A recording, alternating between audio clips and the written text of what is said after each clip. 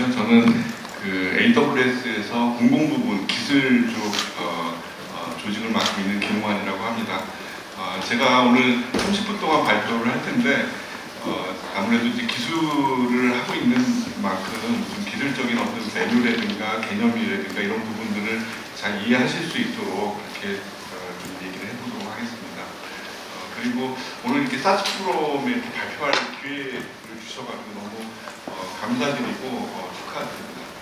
오늘 제가 말씀드릴 주제는 생성형 AI 디지털 혁신의 새로운 동력입니다. 저희 우리나라를 포함해서 전 세계적으로 볼 때 공공부문 고객이 클라우드에 대한 관심이 점점 증가하고 있는 것 같습니다.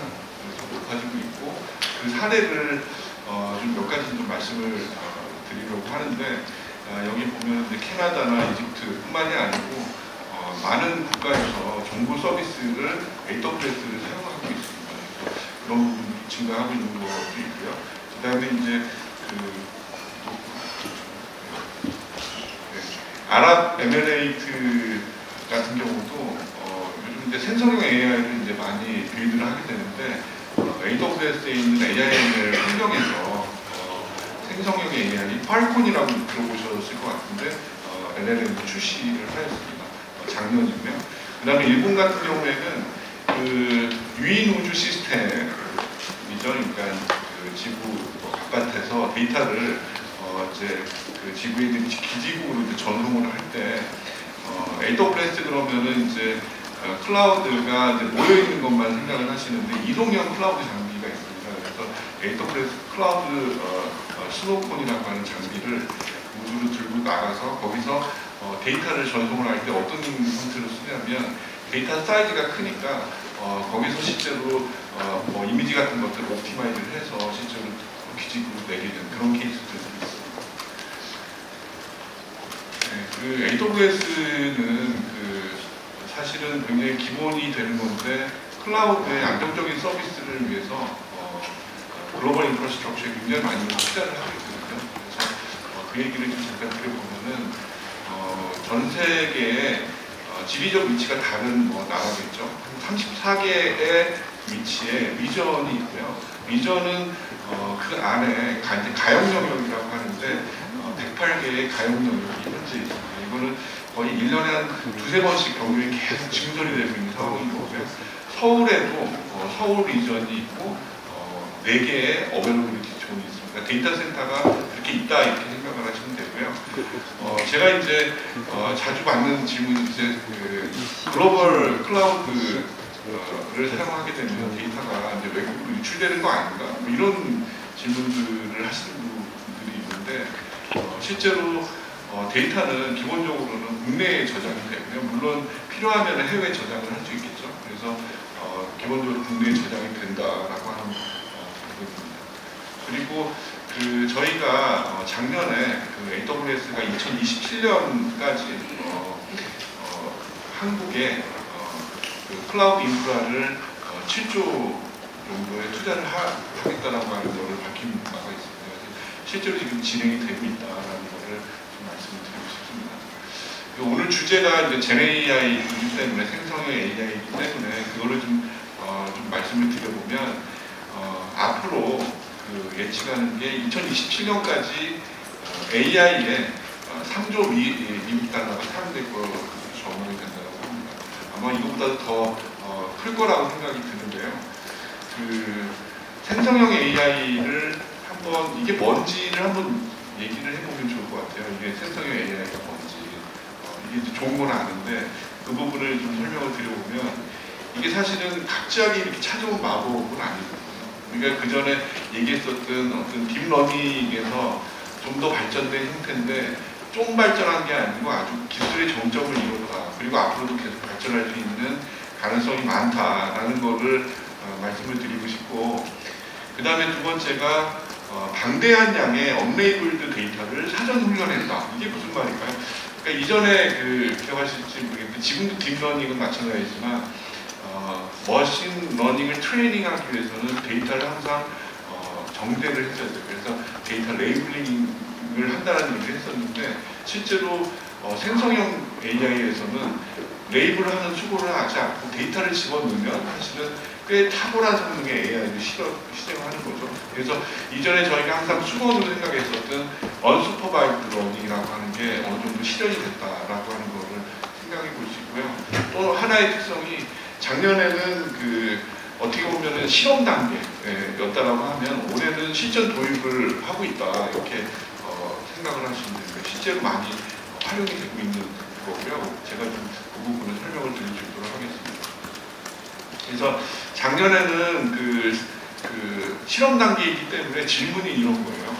생성형 AI가 뭐죠? 그리고 이제 이해하시면 될 것 같습니다. 그래서 이제 아까 그 스택 안에서 이제 GenAI만 좀 이렇게 그 안에 이제 서브셋이라고 볼 수 있을 텐데 보시면 제일 밑에 파운데이션 모델을 구축하려고 하시는 분들이 있어요. 예. 뭐 예를 들어서 오픈 AI가 대표적인 경우겠죠. 그래서 여기서는 이제 필요한 게 아까 얘기했었던 모델을 제작하기 위한 세이지 메이커라든가 GPU라든가 이런 것들을 제공을 하고요. 위에 있는 2, 3번에 해당되는 것들은 실제로 여러분들이 기업에서 어플리케이션을 구축을 할 때 GenAI로 구축할 때 쓰는 서비스입니다. 그래서 베드락이라든가 아니면 아마존 큐 같은 그런 서비스들이 있습니다. 생성형 AI를 생각을 할 때 좀 요즘 제일 얘기하는 게 뭘까요? 트렌드를 좀 말씀을 드리고 싶은데 그 트렌드는 이제 세 가지인 것 같아요. 하나는 기업 고객분들이 데이터를 어떻게 잘 준비하느냐 이게 하나. 그 다음에 두 번째가 다양한 모델인데 그러니까 실제로 GenAI를 구축을 할 때요 모델만 쓰시는 하나 모델을 쓰지 않고 여러 개 모델을 쓰는 경우도 되게 많아요.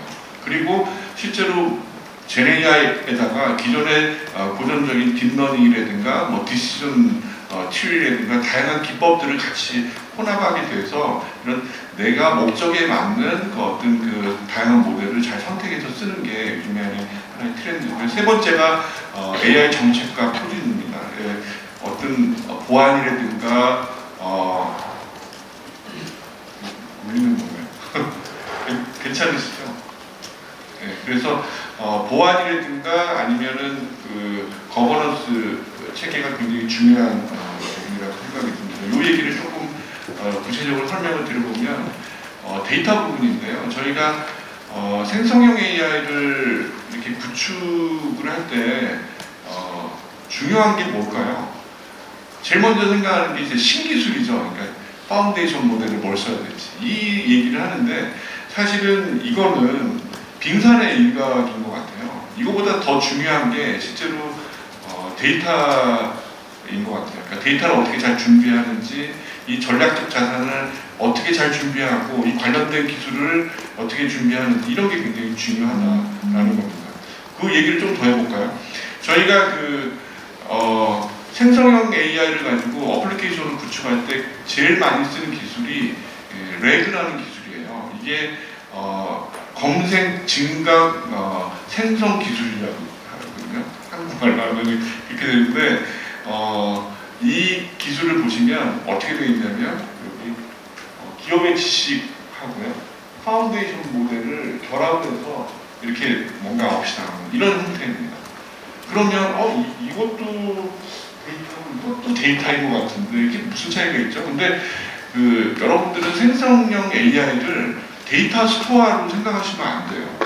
이건 어떻게 보면은 사고 능력을 제공을 하는 어떻게 보면은 굉장히 똘똘한 신입사원이 우리 회사에 들어왔다로 이해하시는 게 더 정확한 것 같습니다. 그래서 기업의 데이터와 어떤 브레인을 합쳐서 서비스를 하는 게 래그라는 기술이고요. 그리고 이제 좀 더 투자를 해서 파인 튜닝을 하게 되는데 그때도 보면은 이때는 이제 정형화된 데이터를 활용을 하게 됩니다. 그래서 이런 기술들이 이루어지고 여기에 항상 빠지지 않는 게 이제 데이터다라는 얘기를 드리고 싶습니다.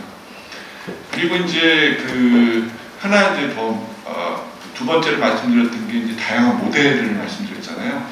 이 다양한 모델을 제공을 하는 게 아마존 베드락이고요. 이 이 베드락은 이제 어떤 거냐면은 전 세계에 되게 많은 파운데이션 모델이 있는데 이 모델 중에 굉장히 고성능 모델들만 여기 올라가고요. 이 모델들을 어떤 표준화된 API로 관리형 서비스를, 이 관리형이라는 거는 뒤에 이제 보안이라든가 이런 것들을 되게 이제 커버해주겠다라고 하는 부분이어서요.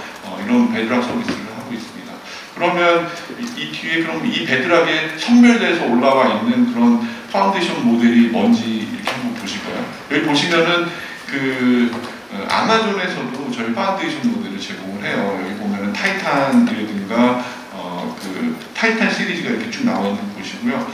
그 다음에 좀 주목하셔야 될 서비스가 이 엔트로픽입니다. 엔트로픽이 벤치마크 테스트를 하면은 전 세계에서 1, 2위를 항상 다퉈요. 그래서 국내에서도 이제 한글이 잘 되기 때문에 많이 사용을 하고 있거든요. 그래서 엔트로픽 있는 경우도 있고, 그 다음에 여기 보면은 메타가 이제 페이스북이잖아요. 페이스북에서 오픈 소스 레벨의 라마라고 하는 파운데이션 모델. 그 다음에 이제 여기에 스테빌리티 AI에서 제공하는 파운데이션 모델은 이미지 처리를 하거나 동영상 처리를 할 때 주로 쓰는 그런, 이것만 봐도 특색이 좀 있는 것 같죠, 그죠? 라마는 좀 이렇게 좀 저렴하게 좀 오픈 소스로 좀 부담 없이 쓸 수도 있겠네, 이런 생각을 하실 수 있는 거죠, 그죠? 그래서 이런 부분이 있고, 그 다음에 이제 하나의 더 트렌드가 아까 이제 AI 정책이라는 얘기를 했었잖아요.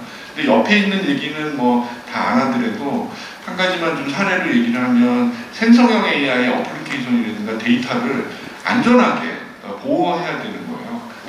그래서 하나가 이제 생각을 해보면 유해 콘텐츠 필터링 같은 것들을 생각을 할 수 있는데, 저희가 이제 사례로 아마존 베드락 가드레일이라는 게 있습니다. 이 가드레일에 보면은 실제로 여기 이제 뭐 증오, 모욕, 성적인 것, 폭력, 이런 4가지가 이렇게 세팅을 할 수가 있고요. 여기서 임계값을 세팅하는 거죠. 예를 들어서 폭력에 대해서 임계값을 하이로 하게 되면 생성형 AI, 내가 쓰는 생성형 AI가 여러 가지가 있을 텐데, 베드락 안에 생성형 AI에 대해서 일관되게 폭력에 관련된 필터링을 굉장히 강화하는 거죠. 이런 식으로 할 수도 있고, 그 다음에 내가 필터링하고 싶은 단어들을 등록을 해놓고 그것들을 이제 조정을 할 수 있는 뭐 이런 서비스들을 제공을 한다 라고 생각을 합니다. 트렌드를 좀 말씀을 드렸고요. 그 다음에 이제 궁금해하시는 게 또 이제 뭐가 있냐면, 생성형 AI를 어디에다 쓰지? 뭐 막연하게 이것도 좋고 저것도 좋다라고 하는데 어디에 쓰는지 이런 것도 사실 궁금해하세요. 그래서 이 보시면은 생성형 AI를 크게 이제 4가지로 보통 분류들을 합니다. 하나가 생산성 향상, 그 다음에 운영 개선, 그 다음에 창의, 그 다음에 고객 경험 강화, 이렇게 하는데, 이쪽은 사실은 기업 내부에 뭔가 퍼포먼스를 올리는 거랑 관련이 되어 있고요. 이쪽은 뭔가 이노베이션이라든가 대외 서비스랑 관련이 있다고 보시면 될 것 같아요. 그래서 뭐 예를 들어가지고 코드 생성이 있는데, 뭐 기업 내에서 개발자들의 퍼포먼스 생성을 하기 위해서 뭐 코드 제너레이션하는 기능들을 이용한다든가 이런 게 있을 수 있고, 운영 개선에서 또 이제 젤 AI가 서머라이징 기능이 굉장히 강력하잖아요. 그렇기 때문에 그런 걸 잘 활용을 해서 문서 처리를 획기적으로 이제 퍼포먼스를 향상시키는. 그 다음에 이제 여기는 이제 뭘 만드는 거잖아요. 제너레이션 하는 건데, 뭐 이미지를 만들고 뭐 동영상을 만들고 이런 게 하나 생각해 볼 수 있는 게, 예를 들어서 메타버스 서비스를 해요. 또 메타버스 서비스를 할 때 예를 들어서 이미 준비된 그런 이미지나 컨텐츠를 가지고 서비스를 하겠죠. 근데 이렇게 할 수 있는 거죠. 이게 능동적으로 생성할 수 있으니까 사용자가 하고 교감을 하면서 그때그때 생성되는 컨텐츠를 제공을 할 수 있는 그런 더 혁신적인 서비스가 될 수도 있다라는 거고, 또 이거는 이제 많이 들어보셨어요. 챗봇이라든가 튜터라든가 이런 기능들을 가지고 고객 경험을 강화할 수 있다. 이렇게 했는데, 이렇게 말하면 또 이제 이해가 좀 안 되실 수 있어서 이 사례를 뒤에 한번 얘기를 해보도록 하겠습니다. 첫 번째는 아까 제일 좌측에 있었던 생산성 향상의 사례예요.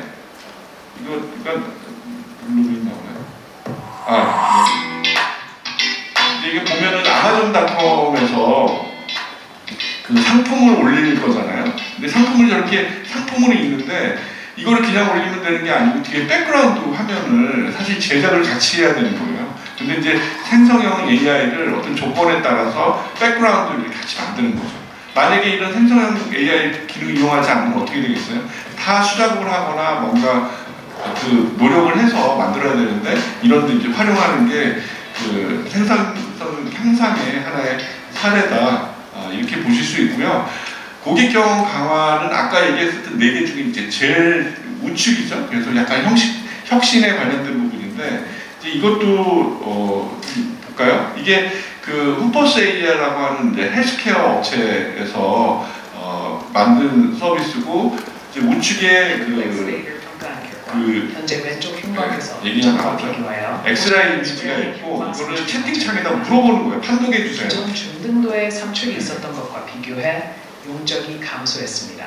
왼쪽 늑골 척추각이 둔해진 것이 보이나 이것은 부분적인 폐쇄나 흉막 유착으로 인한 것일 수 있습니다. 네, 여기까지만 하는데 어떤 생각이 드세요? 이걸 보면은 이게 일반 사용자도 좋겠지만 의사분들한테도 좋을 것 같아요. 그래서 이런 서비스들이 이제 어떤 혁신을 하고 현장에서 이루어질 수 있다. 그래서 젠AI를 잠깐 여기까지만 하고요. 파트너 얘기를 좀 하려고 해요. 왜냐하면 파트너가 무슨 얘기지? 그 고객, 그러니까 파트너가 아니고 엔드 고객분들은 문제가 점점 복잡해지고 있는 거예요. 왜냐하면 기대치가 점점 높아지겠죠. 뭔가 스트래티지한 영역까지 이제 요구를 하게 되는데 이걸 빨리빨리 해결하기 위해서는 파트너가 필요합니다. 왜?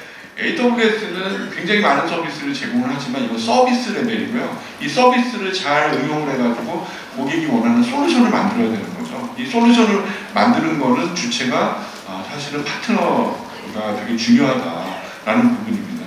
그래서 실제로 이런 파트너 에코시스템을 잘 만들기 위해서 AWS 마켓플레이스를 저희가 제공을 하고 있어요. 그래서 여기 보면은 실제로 이렇게 굉장히 많은 4,000개의 어떤 솔루션, 300개의 데이터 공급 업체, 채널 파트너 이런 얘기가 나오잖아요. 그러니까 많다는 얘기를 하는 거고, 이거를 이제 어떻게 이해하시면 되냐면, 그 안드로이드에서 플레이스토어에서 앱을 다운받았듯이 클라우드에서 필요한 여러분들이 생각하는 기능들은 거의 다 있다. 이렇게 보시면 되는 거예요. 그리고 저희도 이런 에코시스템을 잘 해야지 상생을 한다라고 생각을 합니다. 그래서 이렇게 운영을 하고 있고요. 그 다음에 이제 파트너 솔루션이 이제 발전을 해야 되는데 발전을 하려고 하면 오늘의 주제가 이제 사스이기도 한데 어떤 발전들이 필요하냐면 이제 멀티 테넌트 같은 거, 한 시스템을 위해서 여러 개의 고객을 지원한다든가 아니면 되게 정교한 빌링을 한다든가 아니면 글로벌 진출을 한다든가 이런 상황들이 생기는데 이거를 위해서는 사스가 필요합니다. 그래서 AWS에서도 사스와 전문 조직들이 있어요. 그래서 여기 보시면은 기술 사업이나 기술 필수 역량을 강화할 수 있게 부트캠프 같은 것들을 저희가 지원하고 아니면은 컨퍼런스 같은 텍톡 같은 것들을 하기도 하고 스타트업 지원을 초기 스타트업을 지원하기도 하고요. 그 다음에 워킹 백워드라고 하는 저희 이제 문화인데 이런 부분들을 사스에 접목하는 경우. 그러니까 저도 이제 엔지니어를 오래 했지만 보통 고객이 원하는 걸 만들어야 되는데 내가 만들고 싶은 걸 만드는 경우가 많잖아요. 이런 부분들은 항상 이렇게 고민하게 하는 이런 부분들이라고 생각합니다. 이렇게 다양한 서비스들이 제공되고 있다라는 얘기를 드리고 싶고요. 그리고 AWS가 정보 사업과 협력을 해서 사스 전환이라든가 해외 진출을 지원한 사례입니다. 이것만 있는 건 아니지만 이제 말씀을 드려보면은 코사하고 국내 MSP와 같이 사스 성장을 지원하는 케이스, 그 다음에 키사와 같이 저희가 인공지능 보안 유니콘 기업을 육성하는 케이스, 그 다음에 나이파와 같이 이제 함께해서 국내 사스 기업의 글로벌 진출을 지원하는 케이스 이런 것들을 공유 드리고 싶고요.